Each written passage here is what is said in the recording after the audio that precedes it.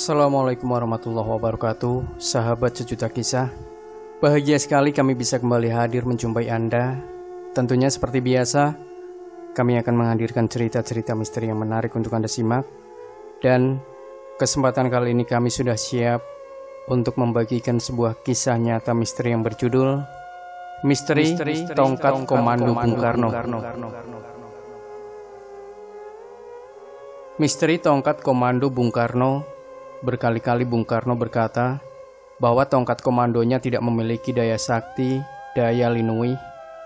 Itu hanya kayu biasa yang aku gunakan sebagai bagian dari penampilanku sebagai pemimpin dari sebuah negara besar. Kata Bung Karno pada penulis biografinya, Cindy Adams, pada suatu saat di Istana Bogor. Bung Karno sendiri memiliki 3 tongkat komando yang bentuknya sama. 1 tongkat yang ia bawa ke luar negeri, 1 tongkat untuk berhadapan dengan para jenderalnya, dan 1 tongkat waktu ia berpidato. Namun kalau keadaan buru-buru dan harus pergi, yang kerap ia bawa adalah tongkat sewaktu ia berpidato. Pernah suatu saat Presiden Kuba, Fidel Castro memegang tongkat Bung Karno dan bercanda, "Apakah tongkat ini sakti seperti tongkat kepala suku Indian?" Bung Karno hanya tertawa saja. Saat itu Castro meminta peci hitam Bung Karno, dan Bung Karno pakai pet hijau punyanya Castro. "Pet ini saya pakai waktu saya serang Havana, dan saya jatuhkan Batista," kata Castro mengenai pet hijaunya itu. Apakah tongkat Bung Karno itu memiliki kesaktian seperti keris Diponegoro, Kiai Salak, atau keris Aryo Penangsang, Kiai Setan Kober? Wallahu a'lam. Tapi Bung Karno sakti itu sudah jelas. Peristiwa paling menggemparkan bagi publik Indonesia adalah saat Bung Karno ditembak dari jarak dekat pada sholat Idul Adha. Tembakan itu melesat dan ini yang jadi heboh. Bagaimana bisa penembaknya adalah seorang jago perang terlatih? Kenapa menembak dari hanya jarak 5 meter tidak kena?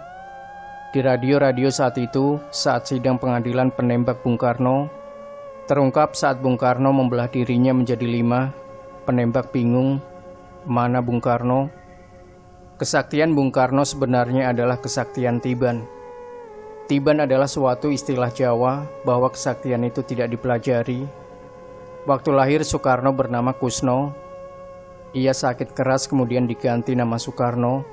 Setelah sehat datanglah kakek Soekarno, Hardjodikromo, datang dari Tulung Agung untuk berjumpa dengan Soekarno kecil saat itu.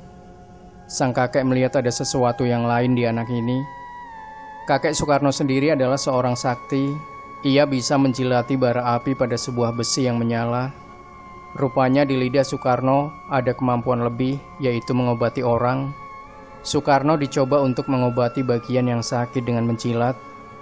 Kakek Soekarno tahu bahwa ini kesaktian, tapi harus diubah asal cucunya jangan hanya jadi dukun, tapi jadi seorang yang amat berguna untuk bangsanya. Hardjodikromo adalah seorang pelarian dari Jawa Tengah yang menolak sistem tanam paksa, kultur Stelsel van den Bosch. Ia ke Tulung Agung dan memulai usaha sebagai saudagar batik. Leluhur Bung Karno dari pihak bapaknya adalah perwira perang Diponegoro untuk wilayah Solo. Nama leluhur Bung Karno itu Raden Mangundiwiryo yang berperang melawan Belanda. Mangundiwiryo ini adalah orang kepercayaan Raden Mas Prawiro Digdoyo, salah seorang panglima Diponegoro yang membangun benteng-benteng perlawanan antara Boyolali sampai Merbabu. Setelah selesainya perang Diponegoro, Raden Mangkudiwiryo diburu oleh intel Belanda dan ia menyamar jadi rakyat biasa di sekitar Purwodadi. Mungkin akar inilah yang membuat ikatan batin antara Jawa Tengah dan Bung Karno. Seperti diketahui, Jawa Tengah adalah basis utama Soekarnois terbesar di Indonesia. Mangundiwiryo memiliki kesaktian, yaitu ucapannya bisa jadi kenyataan. Istilahnya idu geni. Rupanya ini menurun pada Bung Karno. Melihat kemampuan idu geni Bung Karno itu, kakeknya Hardjodikromo berpuasa siang malam agar cucunya bisa memiliki kekuatan batin. Pada suatu saat, Hardjodikromo bermimpi rumahnya kedatangan seorang yang amat misterius, berpakaian bangsawan keraton Mataram, dan mengatakan dengan amat pelan bahwa cucumu adalah seorang raja, bukan saja di tanah Jawa, tapi di seluruh Nusantara. Kelak Hardjodikromo mengira bahwa itu adalah perwujudan dari Ki Juru Martani, seorang bangsawan Mataram paling cerdas.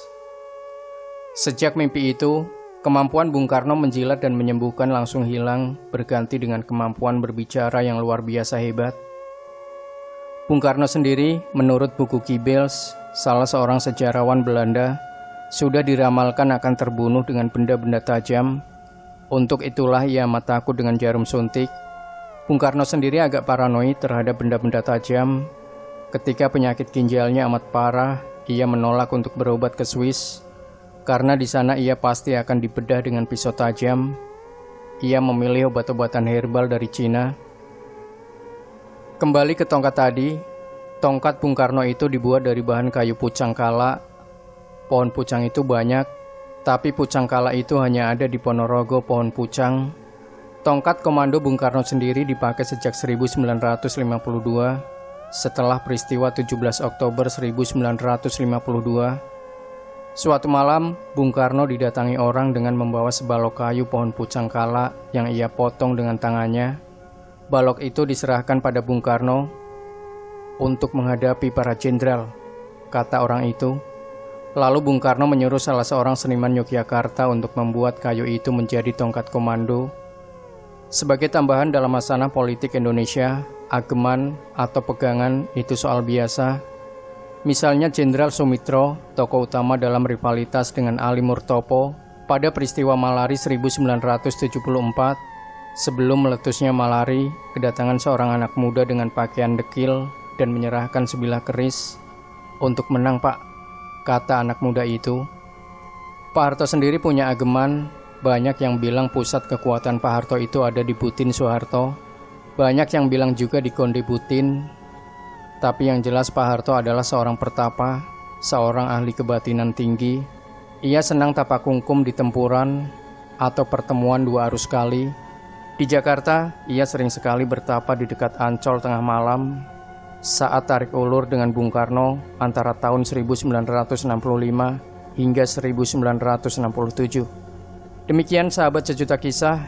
Jangan lupa berikan komentar Anda, like, share video ini, subscribe channel Sejuta Kisah, dan nantikan terus cerita-cerita misteri terbaru dari kami. Wassalamualaikum warahmatullahi wabarakatuh.